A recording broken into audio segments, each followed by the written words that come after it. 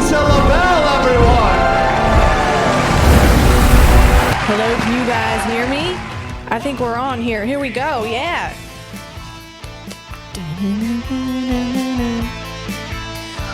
Come on, guys, let's go. Let's get some energy up. Let's get into this life. Let's go. Come on, universe. Walking around. Now. Should know the words by now. Lonely because I need your love. Can't go on this way. Lonely nights, lonely days. Only because I need your love. Come on, universe, show us some love today. Let's go. Let's go. I need your love. Come on, give us some breaks. We need a break right now. That's right. I know I could use something good in life right now. That's right. Something on these calendars. I could sure use that. These calendars filling up with some opportunities. We could sure use that. I hope everyone's doing good out there. Welcome to the L4 podcast. I'm your host, guys, as you know, Lisa LaBelle. But people who are just listening to this episode as their very first episode, welcome. I'm so happy everyone is here. People have been listening to me, new listeners, and sorry for my stutter there. Sorry for my stutter there. I've been doing some of my speech therapy exercises, and by that I mean Eminem, listening to Eminem trying to do his words as fast as he does, doing that a little bit more. So here we go. We're still a little stutter might get in there every once in a while. Little murmur, little lackadaisical tongue, but it's okay. We'll figure it out. Thanks for bearing with me, guys. I hope your weekend went well. This is Monday, and my weekend went okay. My husband, he got sick from a business trip. And that happened. So, it was okay. It wasn't the best weekend, but sometimes that happens. And anyone out there who's getting that ick, there is an ick going around, guys. I hope you guys stay healthy and hydrated because summer is coming. I hope you believe in summer because it's coming. It's about to encapsulate you in it. That's right. June, what is it? 21st. That's when summer's coming.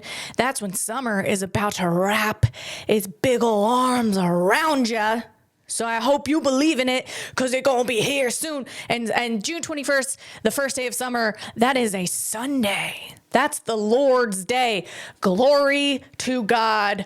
G2G. That's how it is.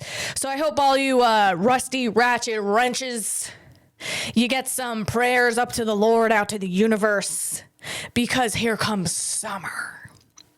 And today it is a little heavy out there in Georgia.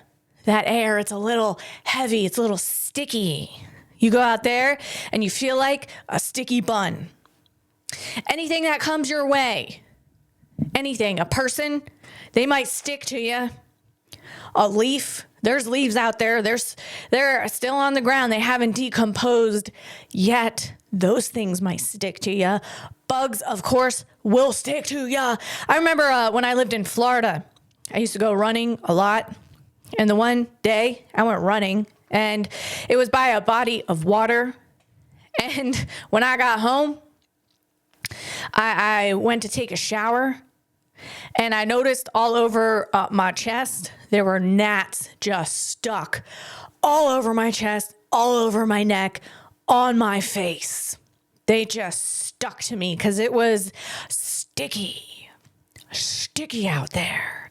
That's what it was like. And that's what can happen. So just prepare yourself and take some pictures. It's an interesting time to be in. Let's do an affirmation. I dreamed of the dream of the life that I am living today. Yeah. Let's go. Let's do some more I need your love. Come on, universe, bring a van along our life of catching a break, man. Come on, universe, come on.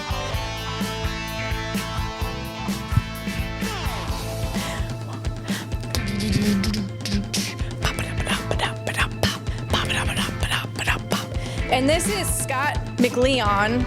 I Need Your Love. And I'm looking at the cover picture here, and it's a picture of a city, people walking around. And there's a Starbucks. And that reminds me of coffee. What else would it remind you of? Gosh, let's drink some coffee. Y'all out there driving around, walking around, what are you doing? You have a little pick-me-up? Let's go. Okay, this is actually Starbucks that I am drinking. The Keurigs were on sale of the Starbucks, the half calf. You got to drink the half calf in the afternoon. You can't go full calf. It's too much. You're going to go a little, who knows what can happen if you're doing a full calf, and who knows what could happen if you're doing an espresso in the afternoon. Holy smokes. You don't even have control of your timeline after you drank that drink. That's what I'm saying. Why do I know that? 'Cause I did it. I used to do those 3 shots of espresso in the afternoon, like, and then the red fog takes over and you're like, what is going on? And then you're doing things, you're running marathons, you have gnats stuck to your chest and your neck. There's one that made its way somewhere on your forehead. Good God. That's what could happen after you drink espresso after 11 o'clock a.m. That's all I'm saying. Some people in your life, they come along and they pick you up when you really needed it. And that happened to me. I had an old, not old, but like he's not old. And we haven't really known each other that long. But as long as I started comedy about 2.5, 3-ish years ago. And I met, his name is Plug Chapman, and he's a seasoned comedian. He is really good, and he's sort of mentored me a little bit, given me some opportunities to do stand-up, and that has really helped me out and really helped me grow. And he reached out the other day just to see how I was doing, and that was nice. And he said, keep it up. And that's it. That's all I needed. I just needed that to pick me up. And, it's funny because with comedy, I just feel like I have to do it. It might not feel like you're getting anywhere, but I feel like I have to just keep getting better at it, and I have to keep doing it. I have to keep doing this. I have to keep going out and trying to get stand-up opportunities. I have to keep doing this podcast. I have to keep doing the things, the improv and all the comedy things. And even though it's can be a little discouraging, like a podcast when your numbers aren't up. But at the same time, I'm like, I can't believe 200 people or even listen to this. That's incredible. It's just peak absurdity. And I'm thankful for all of you guys. But, so what I'm saying is maybe for someone else, it's not much of a drive. It doesn't seem like much of a value, right? There's no financial incentive. I'm not sure. There's not a lot of incentives, but I feel like a salmon, that's a fish. Just like a salmon swims upstream. I heard Conan O'Brien say this. It's just like a salmon swims upstream. It's like, they don't know why they're doing it. They have no idea what's ahead of them. They don't even know why they have this urge to do it, but they have to do it. That's what I feel like. I have got to do this. I've got to do this. Let's get some more of this. Here we go. Little instrumental.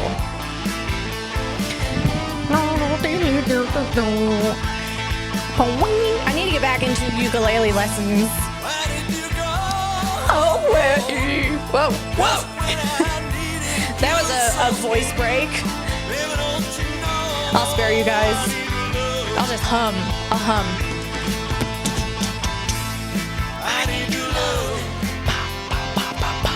Come on, universe. Bring us all some good stuff this week. I know. It's coming, guys. It's coming. We'll be optimistic. Here we go.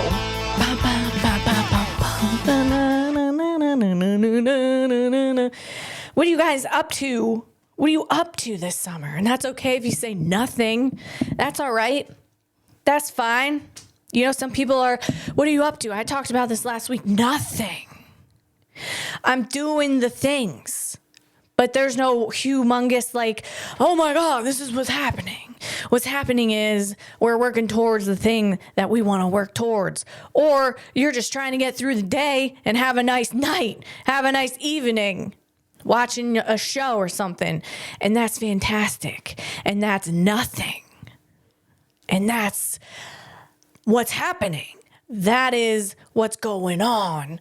What else is going on? You know what's going on? Oh gosh, Godzilla. Yeah, Godzilla. That's right. That's what's going on. Here we go. My brother sent me this. It's a lizard that swims in water. I'm going to play it. This is really wild. Thanks, brother, for sending me this. Man, my brother he supports me so much, and it just means everything to me. He likes like all my absurd clips and things like that. I see a like and I'm like, oh, that's so nice. Here we go. So let me see if I can start this from the beginning and get some sound on this. Hello. It's supposed to exist. Here we go. This is the marine iguana, the only lizard in the world that lives in the ocean. It lives on the Galapagos Islands, where there's almost nothing to eat on land. Prehistoric. So it learned to dive. Good God. It plunges into the cold Pacific, swims 9 meters down, and holds its breath for up to 30 minutes while feeding on algae growing on the rocks. That's amazing. But the ocean is freezing. So when it comes back to the surface, its body is almost shutting down. Oh, baby. To survive, it climbs onto the volcanic rocks, turns its skin almost black to absorb the sun, and stays completely still until it turns can its move skin again. almost black to absorb the sun. Remember that. Is only half the problem. Every dive forces it to swallow seawater, and that much salt would kill any other lizard. So this one evolved special glands inside its head that pull the salt out of its blood and shoot it out through its nostrils. Dang. That's why marine iguanas spend hours sneezing salt, leaving white crusts all over their faces. Little cocaine right there. These little babies. I know some of you might be like, that thing is so gross, but it's not. It's cute. It's just trying to survive, and it's evolving. And you know what? I think that, so it evolved to do these glands, and it probably got a little touch of the tism. You know, it does that sideways eye. It's just looking at you sideways. And I know that its eyes are on the side of its head, but still, I'm telling you guys, animals and these reptilians, these reptiles, they're getting a little touch of the tism just to evolve so that they can be able to survive with AI. I think that autism is a natural evolution of the brain so that we as humans can survive AI. That's what I think is going on. Now, the skin of this lizard turns black to absorb the sun. When you see aliens, they have big old black eyeballs. And there's a thought around that they could be living on distant planets. Like, say, Titan, which is Saturn's moon. I think it's Saturn's largest moon. It is really far away from the sun. So you're going to need, like, if you live on that planet, it's weird. It's like a bizarro world. It's like the opposite world of Earth. It has oceans and lakes and like sand and mountains, but the lakes and oceans are thought to be liquid methane and ethane. And one of their oceans is called Kraken Mar, I think. I think that's how you pronounce it, Kraken Mar. And Johns Hopkins is working on a concept of a submarine that we're going to go ahead and launch up there, put in Kraken Mar. And what I propose is that there should be a megaphone from the 1950s on the submarine. And then when it goes into the Kraken Mar, it announces to everybody, release the Kraken. Ha ha. Y'all here for my cheesy jokes. I know you're here for my cheesy jokes. Now, but that's true. That's the truth about the submarine concept. You can go ahead and take a look at those drawings and the concept for it, the concept drawing for it.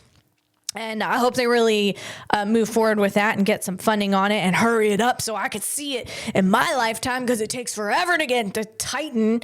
Anyway, if you were to live there, if you could live there, there's no oxygen there, but if you could live there, you would have big black eyes so you could absorb the sunlight, because you're far away from the sun. So you need to be able to absorb as much sunlight as possible. And that's my theory. And, what do I know? Anyway, let's move on. Okay, so we're going to move on into, this one's going to be kind of a shorter episode, guys, because we all have things to do. And I'm going to get into here. This is a robot from China.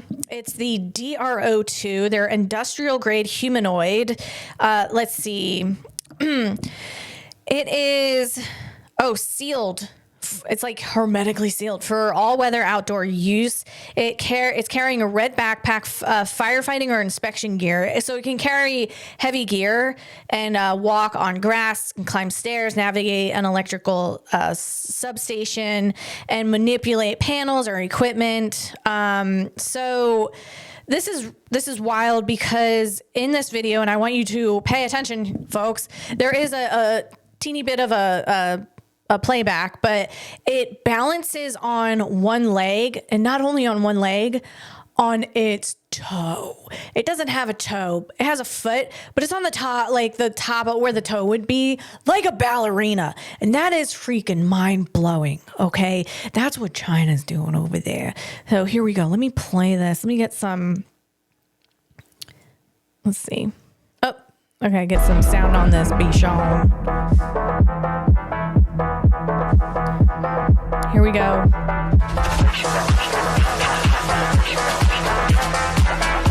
Ooh, that's loud.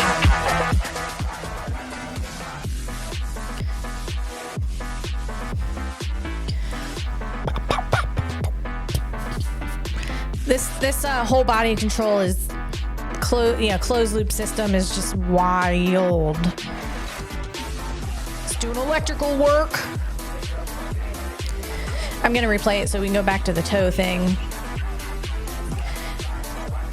Damn, it's really navigating. It's got a good gait. That gait slaps. Okay, here we go, guys. Here we go. Ready? Here we go. We're at the beginning. We're going to see the toe thing. Here we go. Holy freaking smokes. That is mind-blowing, guys. And the way that it can do that, we've talked a lot about a lot of different things, why a robot is able to do that, what you need to do in order for your robot to do that. People think you can just like program it in the software and it will do that. No, it's a hardware thing too. You got to have it all working together, and hardware is really hard to do. The word hard is in hardware for a reason, folks. It's super hard to get the hardware lined up with what the software is telling it to do. Like the hardest thing ever. So what was this? DRO2, Deep Robotics, DRO2. It's using model predictive control to predict the physics of its next step. It has the inertial measurement unit. Guys, remember the gyroscope and the accelerometer? I'm not sure if I said the accelerometer, right? The inner ear, basically. The crystals we have in our ear. So the inertial measurement unit, inner ear, to sense the real world terrain, and a 1,000 hertz control loop running whole body control to constantly shift its entire frame 65 kilograms. And guys, we got to go to and convert that because we're over here in the imperial system in America, and 65 kilograms to pounds. Is someone yelling at me right now? Because you know that. You know the conversion factor. It's about what? No, that's 143 pounds. What? For realsies? Wow. That's pretty heavy. I mean, I think, yeah, I mean, that's a lot heavier than me. So, geez, that thing could beat me, man. That thing could beat me. Holy smokes. You see like an arm swinging from that 143 pound humanoid. You see that thing swinging at you. At me, I'm going to be running. Okay, and I can't run on my toes like that thing can do, but I'm gonna try my hardest to get out of that thing's way, because you might be getting some reconstructive surgery. That's all I'm saying. I'm not scuffing knucks with this robot. That's all I'm saying. So, holy smokes. So we got that inertial measurement unit, inner ear, to sense the real world terrain, and 1,000 hertz control loop running the whole body control to constantly shift its entire 143 pound frame. And for all of you, those of you who prefer the metric system, that's 65 kilograms. And President Carter, he tried to change America over into the metric system in the 60s. I think it was the 60s. But then we just voted him out of office because no one wanted it. No one wanted it. So that's where we're still here using the imperial system. It keeps its shifting center of mass perfectly pinned over a microscopic. I say microscopic. You can say microscopic, however you want to pronounce that. Support polygon. That is how you take humanoids out of the laboratory and put them to work in the dangerous all-weather real world. That is wild. And the control loop, guys. Model predictive control loop, and a nervous system on fast forward. The reflexes inside the DRO2 is a inertial measurement unit and high precision gyroscope acting as its inner ear. We've talked about this before, guys.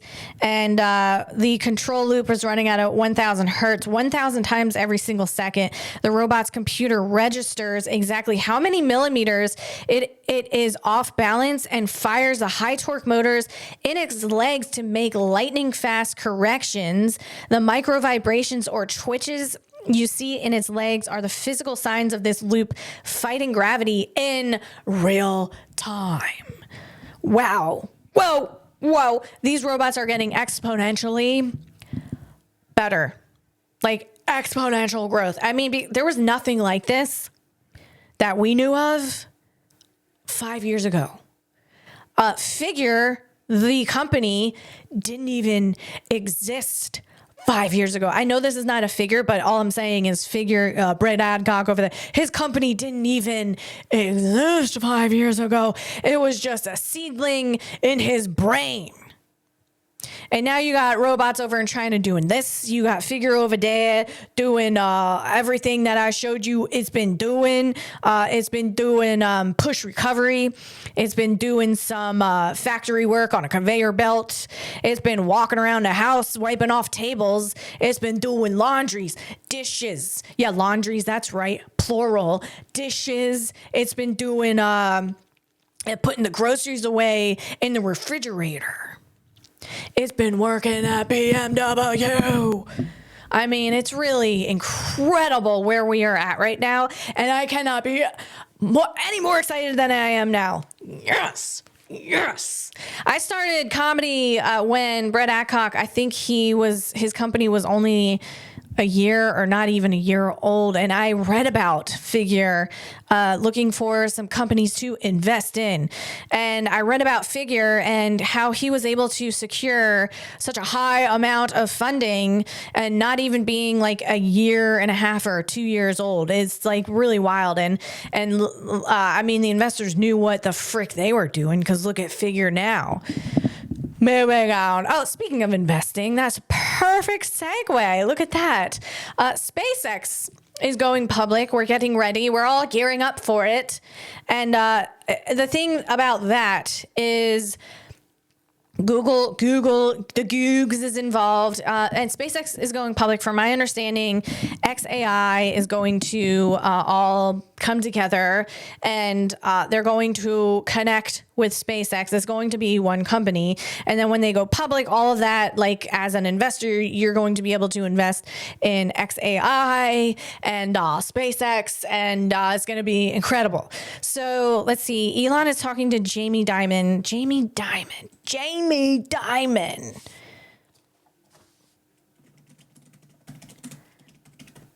I think I know who he is, but I want to make sure I'm getting the right company. I was going to say Morgan Stanley, but I don't think that's... Well, you know why? JP Morgan Chase. They both have the name Morgan in it. Way to confuse us. All right, so I'm glad I looked that up. Jamie Dimon, he is the chairman and CEO of JP Morgan Chase, and he's talking to Elon over here, and they're talking about SpaceX. Let's see how long this clip is. Let's see. It's pretty long. All right. Let's just play the beginning of it. Here we go. Elon, I have 10 questions for you, so I want to make sure I get to each one. Some of them came from folks here. They're all kind of important. But one, just to start, is why SpaceX public now? Because you had choices, you didn't have to. Why now? Yeah, I've been asked for many years about taking SpaceX public. So it's probably been, I don't know, almost 10 years that people have been suggesting to me that I should take SpaceX public. We've been positive cash flow for quite a long time. I think since around 2014, 2015, and we've been self-funding. In fact, in our sort of private equity rounds, they actually have not been fundraising rounds. They've been liquidity rounds for investors and employees because we give everyone at the company stock. And SpaceX has actually bought back stock in most of our kind of company sort of funding events. So hope to work for. What's different about now is that, well, it's a number of things, but we are embarking on a significant growth phase, like a capital growth phase, where we are going to put in orbit probably 100,000 satellites, or probably over 100,000 satellites. That's right. Just for communications. And these will be the version 3 and beyond versus version 2 and version 1 that are currently in orbit. Version 3 is, depending on how you count it, 10 to 20 times more capable than the version 2 satellite. That's amazing. Okay, I'm going to stop it there, but excuse me. Okay, so this is really interesting because it also ties into, guys, I've talked about the TeraFab Lab, and that is Elon Musk's a lab he's going to make so that he can make his own chips, test his own chips at the same site, and also he wants to make the D3 chip he's partnered up with Intel for that 14 Angstrom, those little teeny tiny transistors, in order to make a space chip with radiation hardening built into it. And radiation hardening, you need radiation hardening on a chip in order to put it up into the orbital data center so that the radiation doesn't eat it apart and destroy it for dinner. So, does that make sense? Yeah, because radiation will completely eat a chip, man. And also, not only that, if you don't have radiation hardening on it, radiation will go ahead and get on in there and get in those transistors. It gets its paws into those transistors, and it literally like flips bits. And that's not good. You got ones and zeros as flip the transistor thing, and it goes boop, and then it flips a bit, and now you're going the wrong way on your full self-driving car because your bit got flipped. And maybe it's not to that extent. Bits get flipped all the time on our iPhones. We don't really notice it. Like if you're looking at a picture on your phone, you can't really tell if like a pixel is weird because pixels are tiny, but a bit could get flipped and you don't really notice it. But when it happens a lot, you notice it. Also, radiation has ionizing, rays. You got your, you just got a lot of radiation. It's not good, guys. You know all about Chernobyl. Maybe not a ton of gamma rays, but there's some rays going on. It's hitting those bits. And, it's not good. It's not great. It's going to fry it all out. It's going to fry that hardware too. It's going to make it like really hot. Can't cool down. There's no convection up there in space. There's a whole bunch going on, but Elon is figuring out the TeraFab Lab. I think like 80% of it is going to go towards space stuff, like satellite stuff, space stuff, orbital data center stuff. And, they're figuring out the whole cooling thing. You got, is it Star Cloud? Shout out. They're doing, figuring out the whole cooling thing for the orbital data centers. So this is huge. What I'm getting at is going public is going to be able to allow SpaceX to do this orbital data center stuff, orbital data center testing. And it's funny, I saw, Elon say, someone posted or tweeted, they're like, Elon never went to like orbital data center school, engineering school. And it was kind of giving Elon flowers, like he's figuring it out. And Elon said, there's no degree for engineering orbital data centers. So he's literally creating an entire new space. He's creating an entire new field. And that's what I'm saying. If you notice, college, there's no new fields that college has. If you're trying to like innovate and it's good to learn the fundamentals of like physics and things like that. If you're trying to engineer something, you're not going to find it in college. College, there's like something comes out and then like, aerospace engineering. And then a college is like, let's put some curric out on that.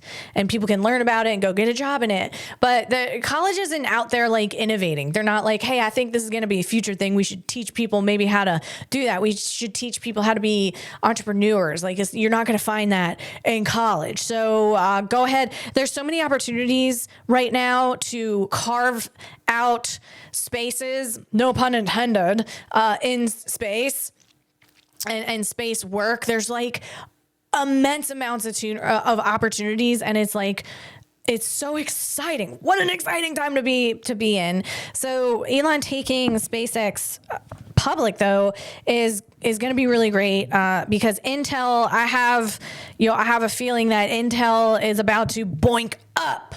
And boink up means like on the stock market, you boink up or you boink down. And I am quite bullish on the Intel boink up. And who am I? What the heck do I know? I'm just looking here, and Intel, they went ahead and they made a deal. They got Elon Musk's brand new. Excuse me, I took two breaths at the same time, like just like like I'm like coming up out of water or something. Okay. Anyway, we're good. We got it. Elon Musk's brand new multi-billion-dollar project designed to build advanced AI, robotics, and vehicle chips all under one roof. That's the TeraFab Lab. He announced that Tesla and SpaceX are partnering with Intel to use Intel's upcoming 14 Angstrom tech process for their custom AI chip, and 14 Angstrom, that's 1.4 transistors. And it's not like literal. Anyway, you can go back and hear my whole episode about the 14 Angstrom chip. It's super wild. I'll talk about it again, just not right now. It's really wild. This is a massive validation for Intel. It proved to Wall Street that the tech industry is ready to trust Intel with their most critical next generation hardware. And let's see, Elon Musk shocked the tech industry by revealing that 80% of the TeraFab's chip output will actually be for space applications, not Earth. The D3 chip, this is SpaceX purpose-built orbital AI chip. It is designed specifically to power SpaceX orbital data centers, and their new 100 kilowatt AI mini satellites. Radiation hardening in deep space. There is an atmosphere to block cosmic rays and solar radiation. If a normal iPhone chip goes into space, a single stray cosmic ray particle can hit a transistor, flip a 0 to a 1 in the code, and crash the whole system. It's called a single event upset, and you got to try to mitigate those. And that could even go with real life. A single event upset. You just trying to, that's all we're doing out here. We're just trying to prevent the single event upsets in our life. Nah, I mean, gotta get some rad hardening on there. That's all. Gotta take yourself to TeraFab Lab, get some rad hardening. So the TeraFab Lab, Intel and SpaceX are designing the D3 chip with structural rad hardening right into the silicon layout. That is new. That's a brand new thing, folks. No one else is doing this. The Taiwanese semiconductor company, they can make a chip. They're not putting rad hardening into it. You usually have to have a chip made and then have the rad hardening put onto it, but then it gets like really bulky. You can't be having it be bulky. I'm talking about the transistors. You're going to make the transistors bulky because the thing that zings the transistor, like if the transistor is bulky enough, it's not going to get boinked over to one from a 0 or vice versa. But this chip, that's why this chip is like mind blowing, because the transistor's 1.4 means the transistor size, but it's not literally the size, but it's like equivalent to the size. Does that make any sense, guys? Are you following? Basically, though, the transistors are super tiny. It's a light chip, but they're going to have this rad hardening on it. And somehow they figured out like the radiation will not be able to flip the bit as easily anyway. So I think that's the hope. We don't know until we get it up there. There is a chip up there now. I think NVIDIA's chip is up there. That's I think the Vera Rubin. He's got one of those space chips up there. So yeah, this is wild. They built redundant paths into the 1.4 nanometer architecture. If radiation destroys or scrambles one part of the chip, the secondary, and we're talking about tertiary. The third one, tertiary. I just feel like I just am not going to be able to pronounce that right. Tertiary. There it is. Good God. Tertiary. Okay, let me read this again. So I'm talking about the D3 chip, the chip that Elon Musk he partnered up with Elon Musk's TeraFab Lab. He partnered up with Intel to make this D3 chip, the 14 Angstrom, and that's 1.4 nanometer architecture. And that's designed to go into space, built with the radiation hardening right into the silicon layout.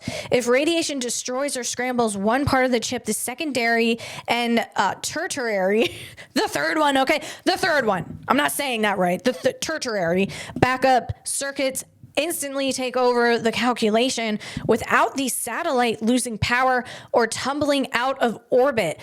That is wild. That is mind blow out your butt, man. Holy smokes. Whoa. This is so exciting. Guys, this is so exciting. If you want to get into a new business and you like space, here you go. Here you go, guys. Yes, I love space. I love talking about space. So Intel about to boink up. All right, boink up. And on the market, that's just what I say. Like I said, what the heck do I know? Okay, so we got Intel over there. It's going to be working with TeraFab Lab, SpaceX. And then we got Google in SpaceX.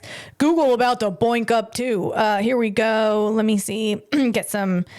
Do we have sound on this Bichon? No, this is not a video. Okay, so homies be teaming up. That's what's happening. Google has agreed to pay SpaceX $920 million a month for computing power as part of a cloud services deal that runs through mid-2029. Wow, the homies be teaming up, man. Homies, that's XAI and Google. They be teaming up. They be shaking hands. This is great. This is what we need. We need this in order for AI to become super smart and help humanity. And I am tech optimistic. So this is a very good thing. Moving on. So you got, okay, so just to capture, you got Googs and Intel about to boink up. Okay. We have, oh yes, Figure. This is great. Love it. Love seeing these updates that Brett Adcock puts out. Now, Brett Adcock over there, he's the CEO of Figure. He made the company Figure. Brett Adcock over there, what was that last name? Was that Saskatchewanian? What is that? Comanche? I think he's from Illinois. I think he used to wear those cowboy boots, and now he's wearing those Techniques over there in California at the Figure headquarters, and he's making a bunch of figure heads over here, and he's showcasing head testing, and I call this owl maxing. Owl, like the animal, because these heads, look at these heads. Look at these heads, boy.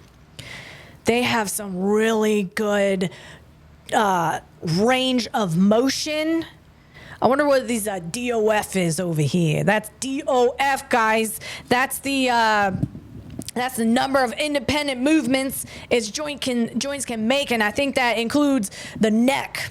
Your C6, your C7. That's some good work over there. That's some good neck cervical work. These guys, these figure robots, they don't need no special pillow to lay down at night. They don't need one of those cervical pillows to lay down at night. I got one of those. Yeah, that's right. I got one of those. Because I'm a human being and my neck, it don't really move like that all the time.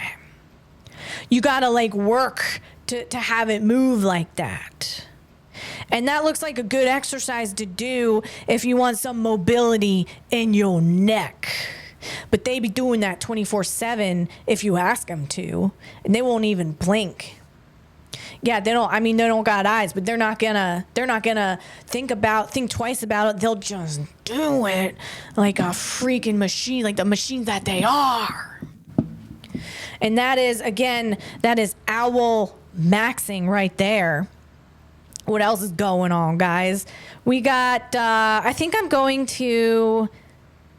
have some other things. If you guys remember, I talked about Huan Tat. That's the best name, man. He made Clearview AI. That's that facial recognition. And I'm pretty sure that's one of the first facial recognition technologies that was ever made. And he's back, man. He kind of got, word on the street, he got pushed out his company, and it's a little wild, this story. But he made this company by scratch in 2010, was it? Yeah, 2010. He built this in the mid to late 2010s before open source AI hubs like Hugging Face, guys. The Hugging Face, you can go on Hugging Face now, get some AI things to train your robot, things to train your large language models, parameters, and you do that. But this was before any of that. So Huan Tat, he coded everything. It's amazing. He made It was before, so he coded everything before like plug and play models, and that's what Hugging Face is. And it was an absolute powerhouse move of rogue software engineering, and he basically built it from scratch. So we're gonna get into it real quick, guys. We got like 5 minutes. Let's go. So the tech world says Hoan-Ton Tat. He built it by himself, was an engineering marvel of sheer scale. This dude is a freaking genius, or as Eminem says, genius. He solved the two hardest problems in AI at the time: data and search speed. I'm talking about back in the 2010s, guys. Back when the Brontosaurus was walking around. Was a Brontosaurus back when you got the pterodactyls flying around. That's what dinosaur ages. It's dinosaur ages when we're talking about AI. You had a bunch of reptilians walking around. Reptilia, whatever, Rodentia. Rodentia was walking around. Rodentia's still walking around, but it looked a little different. So, and I'm talking about in regards to AI timeline. It was 2010s was dinosaur ages in AI timeline. And if you were building a freaking facial recognition software back then, you were a daggone genius. Genius. That's what I'm saying. And Hoan-Ton Tat, he was a genius. He's still around. And so what he did is he solved the two biggest problems at the time: data and search speed.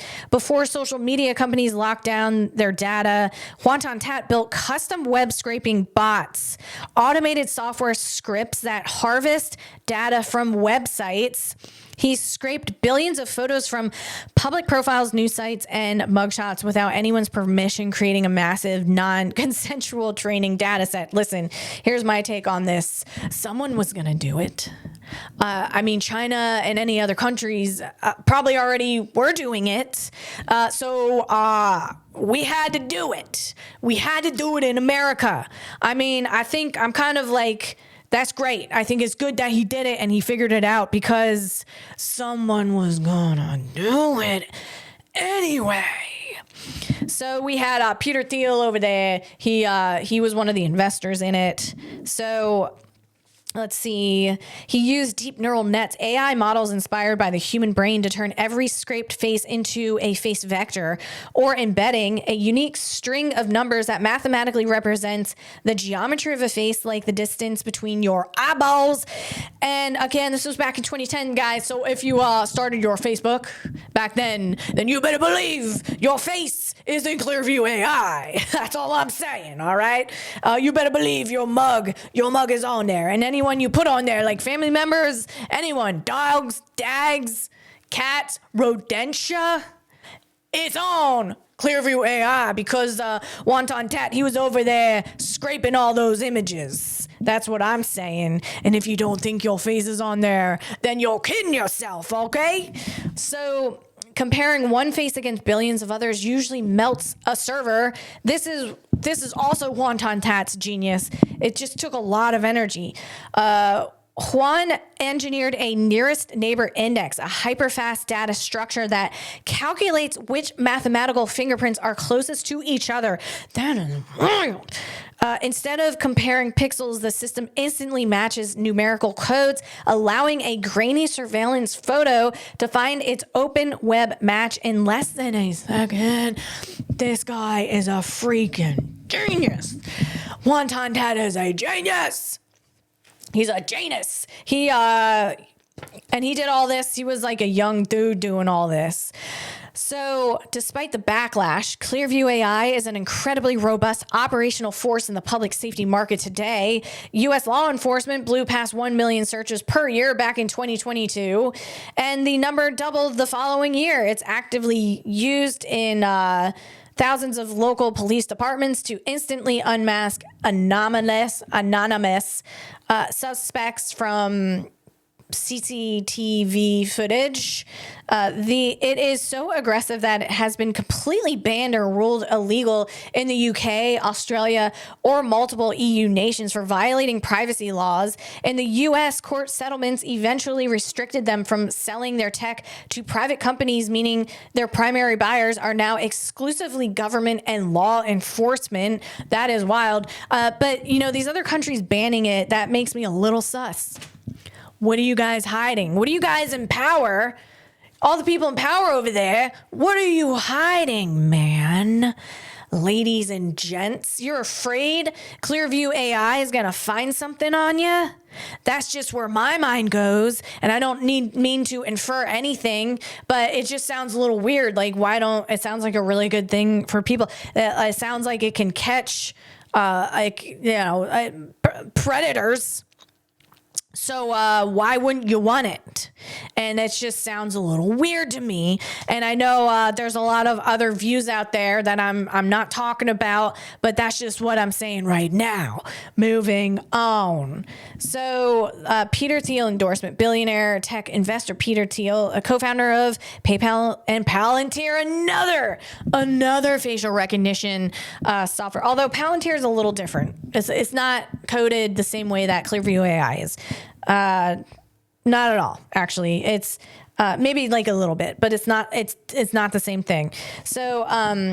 So he gave Wonton Tat $1 million check back in 2010. That was a lot. A seed funding in the very first round of money used to start a business in 2018, giving Clearview the ultimate Silicon Valley validation. 2018. So Wonton Tat was working on it for 8 years until he got this first round of seed funding.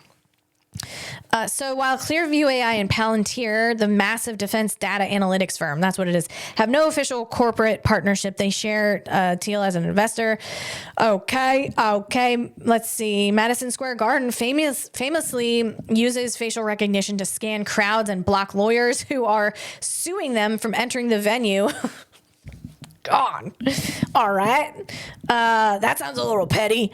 While Clearview's tech perfectly matches how Madison Square Garden pulls off this petty revenge, it seems like Gemini thinks it's petty too. Clearview's legal restrictions mean the exact vendor remains top secret. So let's see. And Wonton Tat, he just wrote an article about why AI won't kill coding. And, you know, I saw, who posted this?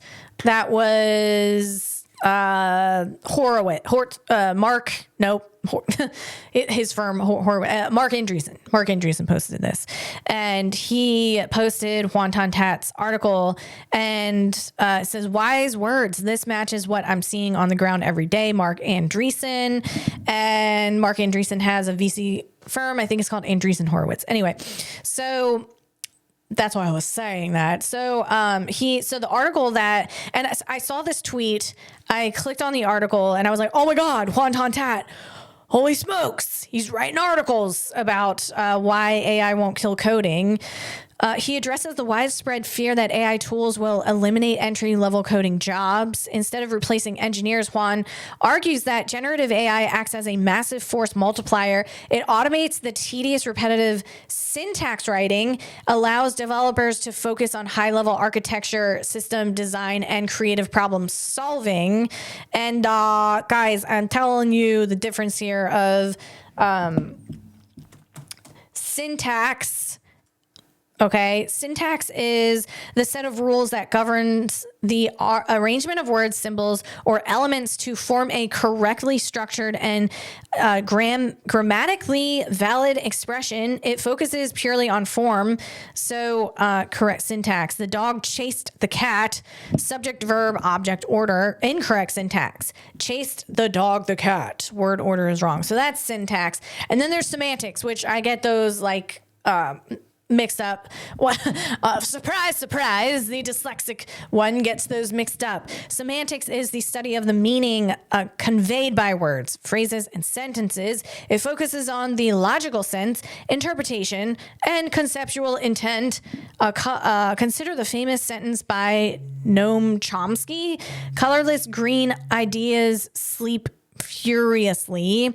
Semantically correct. The structure follows English grammar rules. Adjective, noun, verb, adverb. Semantically incorrect. The sentence has no sensible meaning. How can something be both colorless and green? How can ideas sleep? Okay, so now that we got all of that covered and we went down that road, so Juan is basically saying it automates the tedious. So AI automates the repetitive syntax writing, allowing developers to focus on high-level architecture, system design, and creative problem solving.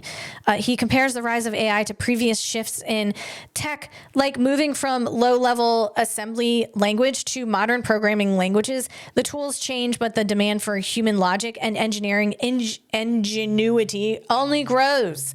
And I just wanted to share that with you guys, because I think Juan Tontat is a very interesting human being, and I thought Clearview AI was super fascinating.